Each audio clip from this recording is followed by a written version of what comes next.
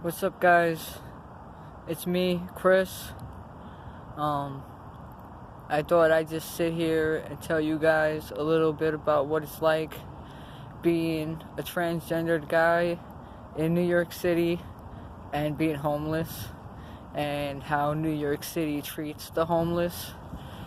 So, being transgendered or LGBT in general, you don't want to go into the shelter system. The shelter system has at least 100,000 people in it already, and if you're in the LGBTQ community, you're gonna experience violence, sexual assault, the whole nine. You can just imagine, robbed. I went into the shelter system when I was a kid with my mother, and me and my mother witnessed somebody be stabbed 14 times, and we left that night and never went back. And I found jobs and ways to get off the streets, but my mother never really did, and she lived on the streets, sleeping in park benches or in the airport for like 6 years. Until we finally got her into assisted living. She was in assisted living for about a year before she passed away. So I just recently became homeless again. A couple years ago, I found out I had some medical problems. I had been having those medical problems for about 16, 17 years. But I kept getting misdiagnosed. But they finally found out what was wrong with me. I had to have a couple of surgeries, and I couldn't work.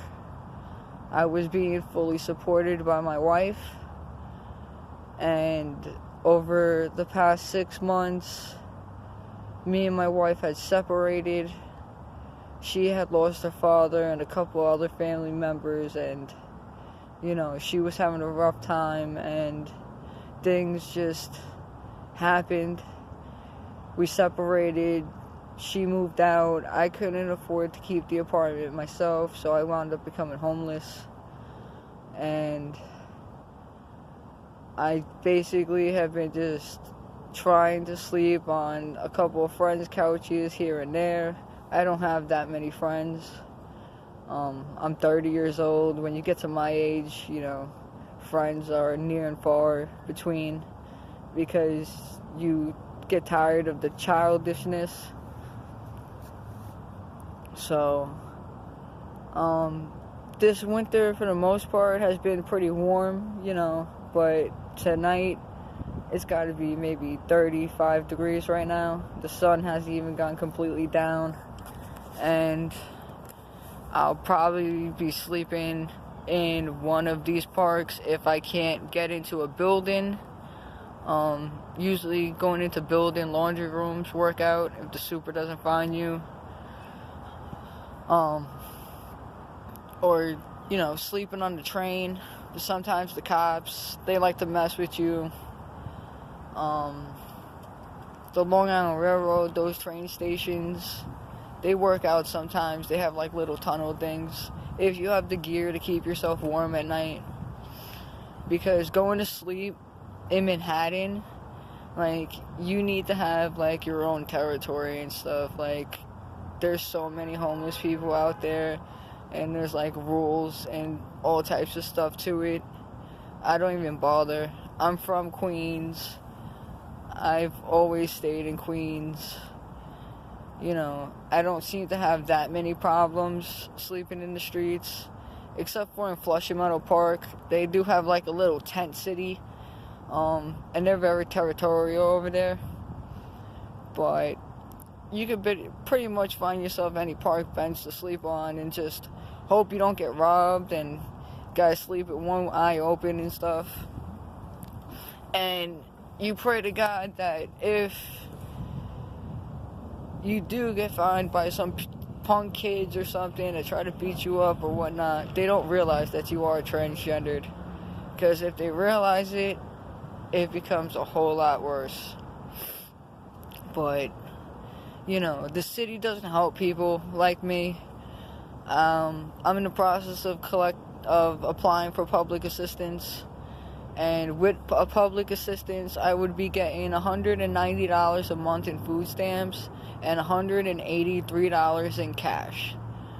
What am I supposed to do with $183 in cash in New York City when the average rent for a room, not even a studio apartment, for a room is $800 a month? If you want to rent a studio apartment, it's going to cost you about $1,100, and that doesn't include utilities. A one bedroom, $1,400, $1,500, plus utilities. And it just goes up and up from there. It's ridiculous. The housing market all over the country has caused homelessness rampant. And wages aren't going up that much. They want to talk about, wages are going up to $15 an hour in New York City. If you live in New York City, have you noticed that they have those kiosk machines in Wendy's and McDonald's and all that now? Because they're going to get rid of those cashiers. Those cashiers wanted $15 an hour so badly, they protested for it. And yes, guess what?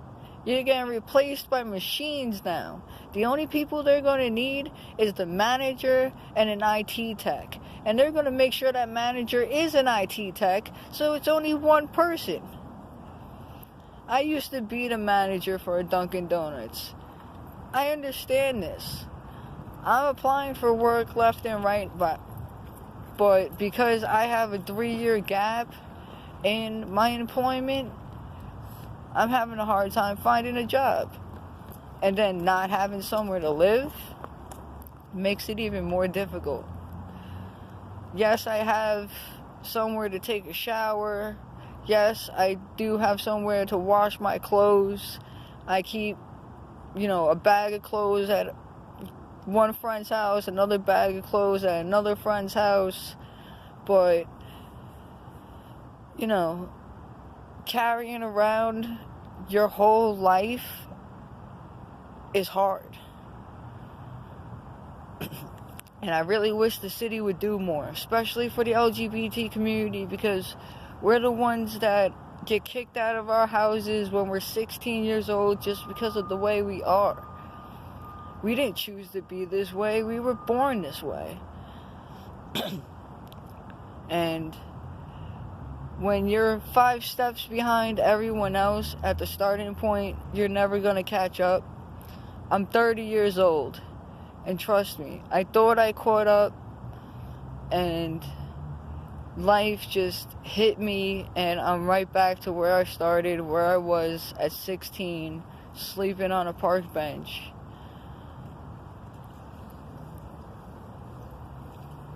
And I just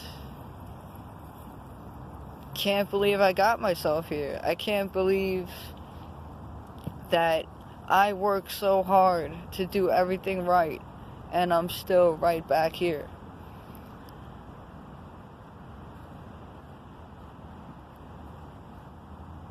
And I just don't know what to say anymore, guys.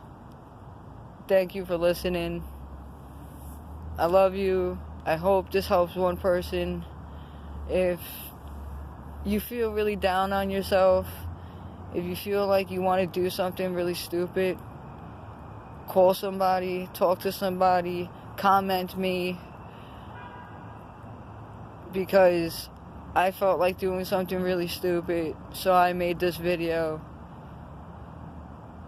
Peace out, guys.